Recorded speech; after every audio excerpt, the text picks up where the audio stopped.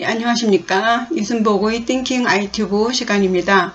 예, 오늘은 불교 철학 시간이죠. 예, 부제는 의상대사가 되겠습니다. 의상대사는 신라시대 때 우리나라에 처음으로 천수경을 소개해 주신 분이에요. 개청문 공부하시면서 의상대사에 대해서 간략하게나마 소개해 올리겠습니다.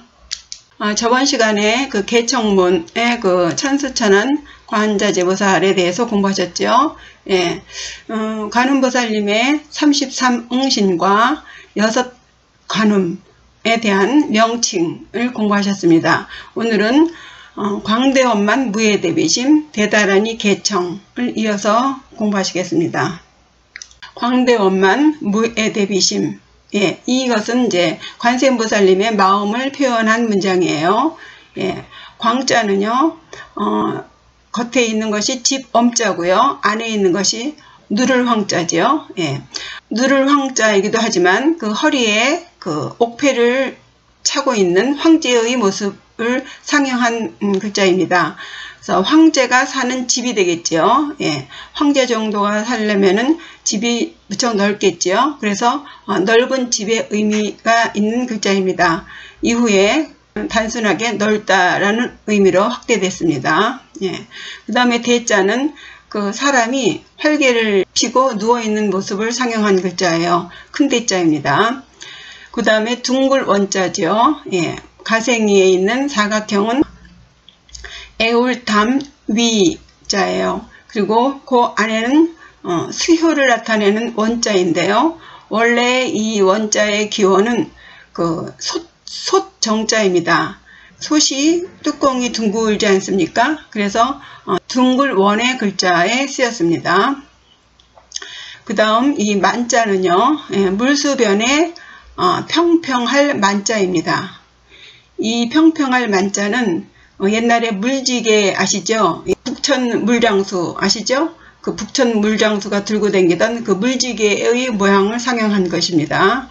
예, 그래서 물을 가득 차게 지고 가는 그런 모양을 상영한 것이에요. 광대원만입니다. 넓고 크고 둥글고 꽉 찼다. 예. 그 다음에 무의 대비심.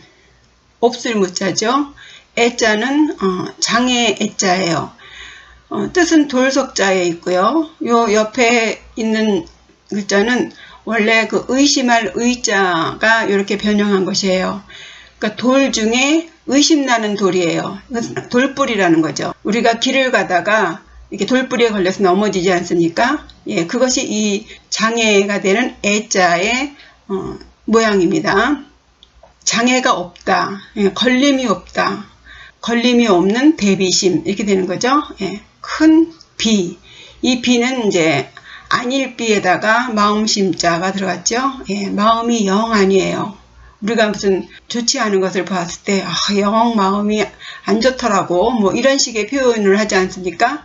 예, 그래서 마음이 아니다. 이것이 이제 슬플 비의 원뜻이죠.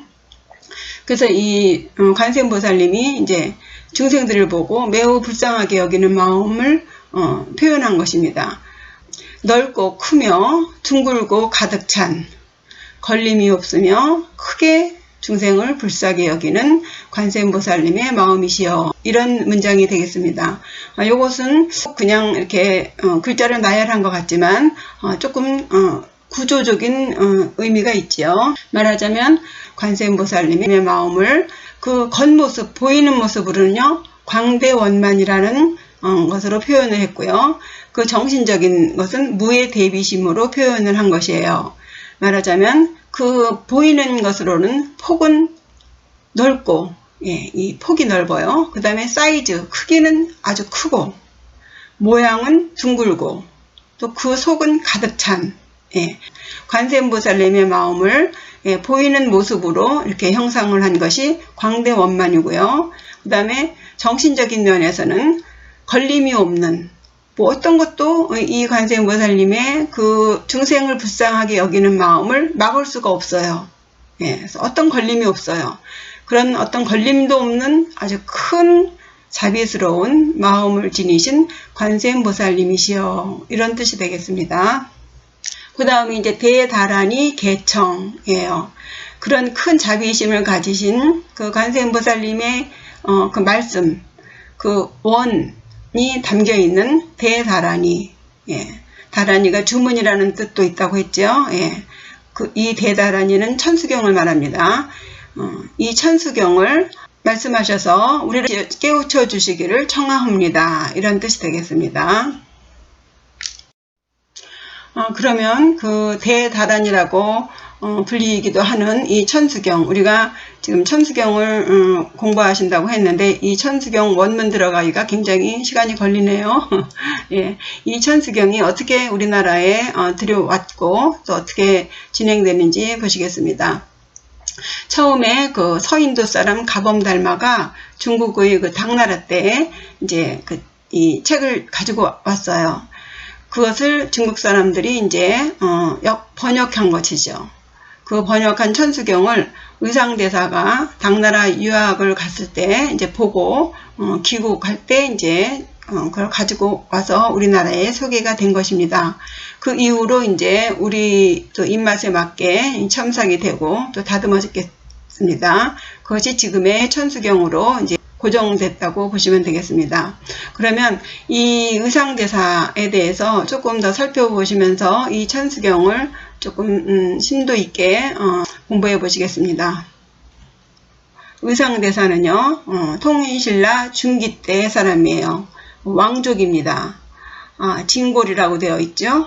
예, 아버지가 그 김한기 장군이라고 해서 예, 왕족입니다. 여기 진골이라 하는데 우리가 그 왕족으로 진골이니 성골이니 이런 말들을 하는데요. 그 신라시대 때 그 신분제도에 대해서 좀 살펴보시겠습니다. 신라시대는요, 그 중앙집권적인 귀족국가였어요. 이 신분제도가 굉장히 엄했습니다. 인도는 말하면 카스트 제도예요. 엄격하게 귀족과 안귀족이 구별이 됐죠. 그래서 관직의 직급에 따라서 다 옷 색깔도 다르고요. 예. 집도 크기가 그 직위에 따라서 다 몇 칸짜리 집 이런 게 다 정해져 있었고요. 장신구까지도 다 직급에 따라서 구분이 되어 있었습니다. 조금 구체적으로 설명드리면 제일 높은 사람이 이제 성골이에요. 그럼 부모가 모두 왕족일 경우에요. 성자를 썼죠. 성스러울 성, 뼈골자고요. 그죠? 진골은 부모 2명 중에 한 부모만 왕족일 경우에는 진골이라고 했습니다. 그 밑에가 이제 육두품인데요. 육두품이 이제 그 두 품 중에서 제일 이제 높은 것이죠. 이게 우리가 뭐 진골, 성골 하니까 육두품은 뭐 낮은 것 같지만 이 보통의 벼슬아치 중에는 제일 높은 계급이 육두품이라고 할 수 있죠. 재미있는 얘기를 드리면요. 뭐 지금은 다 유명무실하게 됐는데요. 그 서울대 같은 경우에 뭐 예를 들면요. 법대에서 학부, 대학을 나오고 또 대학원을 서울대로 그 법과로 들어간 그게 성골이에요. 그 다음에 학부는 다른 과에서 공부했지만 대학원을 법대로 들어오면은 진골이 됩니다.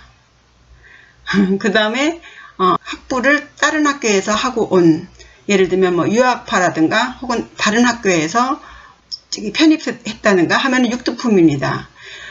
옛날에는 심했습니다.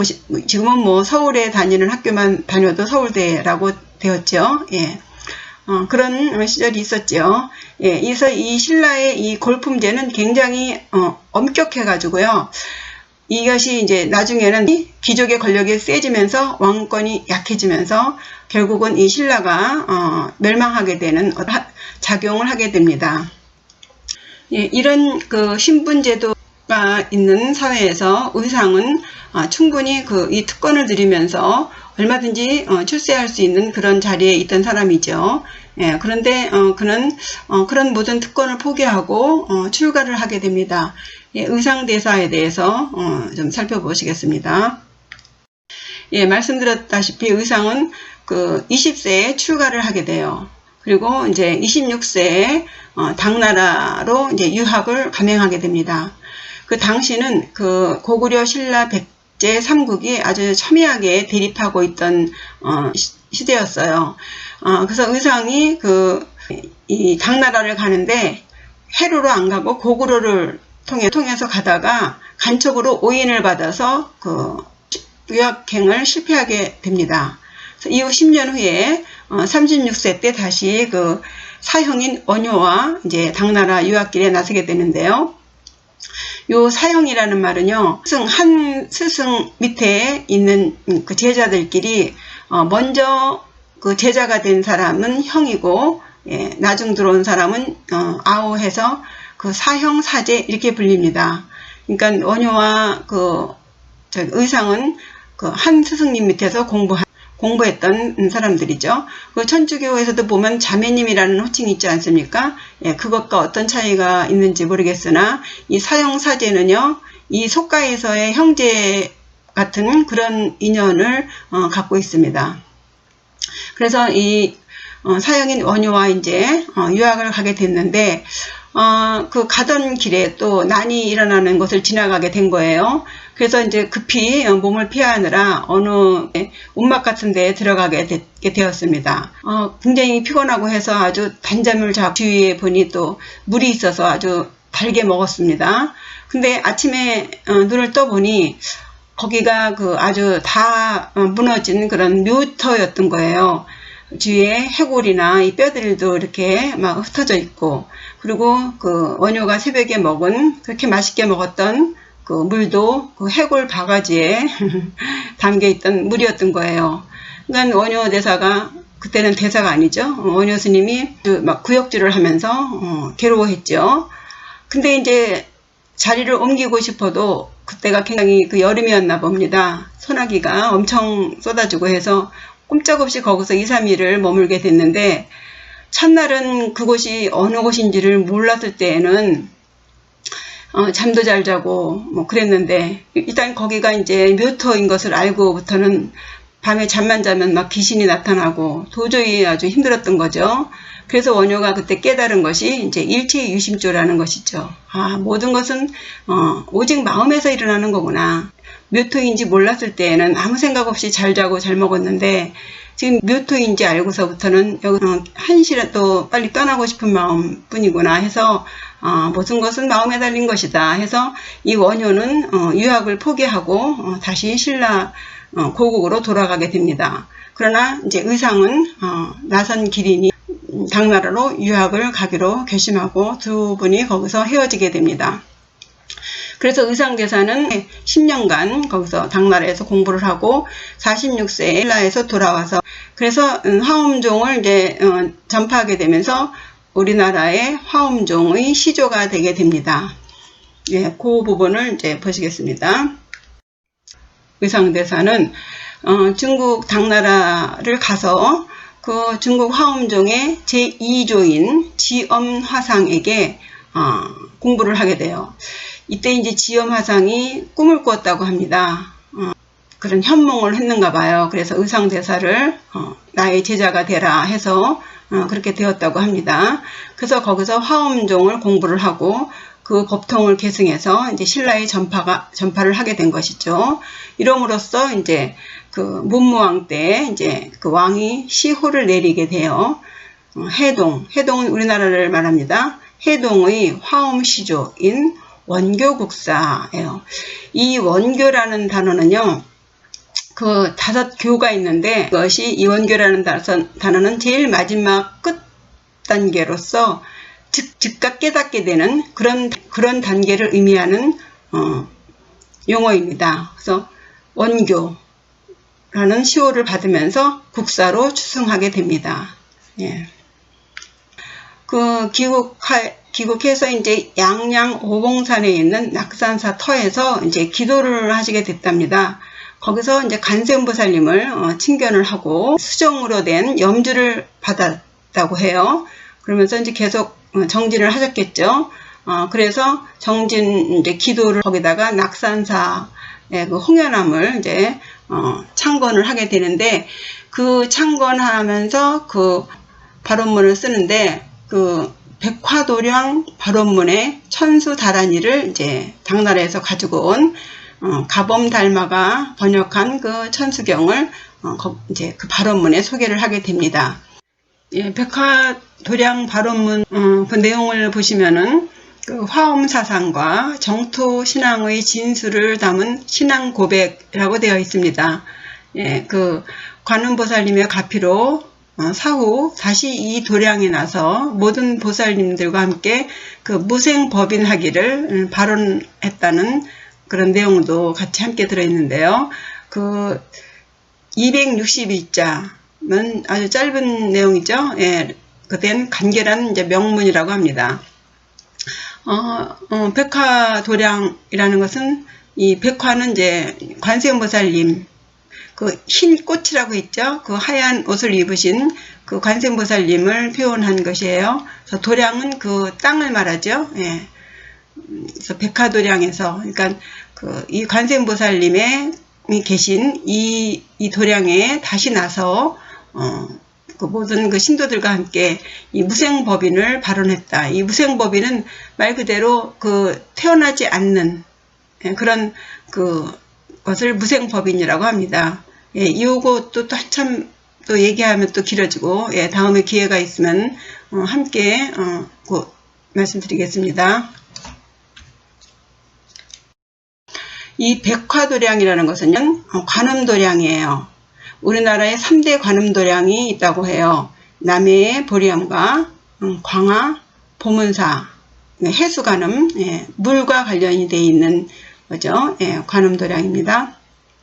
그렇게 해서 이제 의상대사가 이 낙산사를 창건하게 되는데요. 이 의상대사님은 낙산사뿐만이 아니라 이제 절을 많이 지으신 것 같아요. 또 그 중에 이제 유명한 것이 그 부속사이죠. 예. 이 의상대사가 이제 신라에 와서 이제 화엄종을 이제 설파하고 다니시니까 문무왕 10년 때 그 문무왕이 이제 이 의상대사를 불러서 화엄종과 관련된 절을 창건해라 이런 명을 하셨습니다. 그때 이제 다른 종파의 그 주민들이 그러니까 그 터에 살던 그 주민들이 이제 다 들고 일어났죠. 그러자 그 커다란 바위가 계속 그 터를 빙빙 돌면서 뭔지 좀 위협을 했달까요? 그렇게 하니까 3일 동안 이렇게 공중에서 떠다니면서 주민들을 이렇게 이제 누른 거죠. 그러자 어느 순간부터 이제 주민들이 다 흩어져서 그곳에 이제 절을 지은 것이 이제 부석사라고 하는 절이에요. 이렇게 떠다니는 돌 이렇게 되는 거죠. 예, 부석사 이 뒤에는 한 가지의 설화가 있습니다. 의상대사가 그 당나라에 이제 처음 갔을 때 그 알게 된 그 선묘낭자라는 여자가 있었는데 이제 의상대사를 보고 이제 한눈에 이제 반해버렸죠. 그래서 이제 사랑을 고백을 하니 의상대사가 지금 큰 뜻을 안고 공부하러 왔는데 지금 말이 안 되죠. 그래서 그 선묘낭자를 제자로 받아들입니다.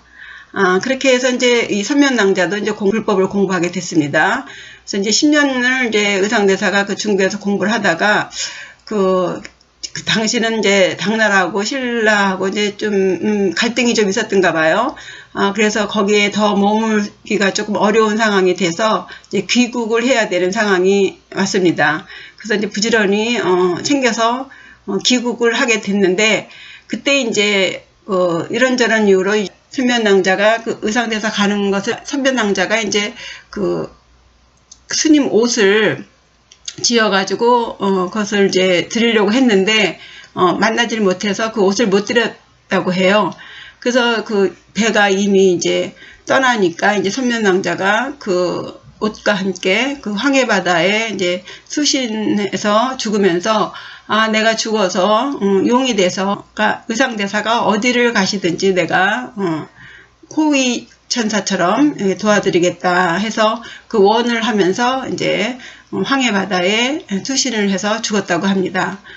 그 이후로 과연 의상대사가 어디를 가시든 무슨 일을 하든 아주 모든 일이 순순하게 잘 풀렸다고 해요. 그래서 이후에 그 큰 바위가 이 절터 위에 둥둥 떠다니는 것도 아마도 그 선변왕자가 그렇게 변해서 의상대사를 도왔을 것이다 하는 그런 설화가 있습니다. 아주 재미있는 얘기를 제가 너무 딱딱하게 하고 있네요. 예, 이게 제가 지금 얼굴을 좀 보이면 제가 조금 좀 재미있게 하려나 하는 생각도 들고요. 글만 전달하는 것이 아닌가 이런 고민도 하고 있습니다. 근데 이 얼굴 내놓는 것도 또 또 공부를 또 해야 되더라고요. 어떻게 해서 지금 좀 여유를 못 갖고 있습니다. 어쨌든 제가 어렵게 이렇게 동영상을 찍는데 좀 많이 좀 전파됐으면 좋겠는데 이게 저의 한계인가 하는 생각도 들고요. 이렇게 재밌는 소면왕자 얘기를 이렇게 하고 앉았으니 이거 어떡합니까? 예, 하여튼 재미있게 들어주세요. 이 의상대사한테 또 유명한 것은요, 이 법성계라는 거예요. 이 불교를 공부하시는 분들은 이 법성계 정도는 아시죠. 이 글은요, 대방광불 화엄경이라고 하는, 화엄종에 관해서 쓴 글이에요. 그 글을 7원 39, 뭐냐면요, 7자, 7원이 7자예요. 7자로 된 것을 한구예요. 7자가 한구, 그것이 39지요. 그러니까 37, 21, 210자예요. 대방광불 화엄경을 210자로 요약했어요. 자작 개송입니다. 의상대사가 직접 지은 개송이에요. 이것을 화엄경이라고 해요. 이것은 도표 모양으로 그러니까 도장 있죠, 도장 형식, 도장의 모양을 이렇게 만들어 가면서 이 글자를 배치를 했어요. 그래서 첫 글자가 이제 그 중심에 법성 원흉 무의상으로 시작해서 구례부동 명의불로 이렇게 끝나는데, 그것이 이제 그 도표의 중심으로 시작해서 중심에서 끝나는, 그래서 법과 불이 딱 만나게 그 도표를 만든 아주 그 독창적인 이런 구성을 하고 있는 개송입니다. 이상으로 그 광대원만하고 무에 대비한 마음을 지니신 관세음보살님의 마음과 그 마음을 전한 그 의상대사에 대해서 공부하셨습니다. 다음 시간에는 드디어 관세음보살님을 찬탄하며 그의 공덕을 바라는 발원문을 공부하시겠습니다. 공부하시느라고 수고하셨습니다. 오늘 공부가 유익하셨나요? 좋아요와 구독은 저에게 큰 힘이 됩니다. 감사합니다.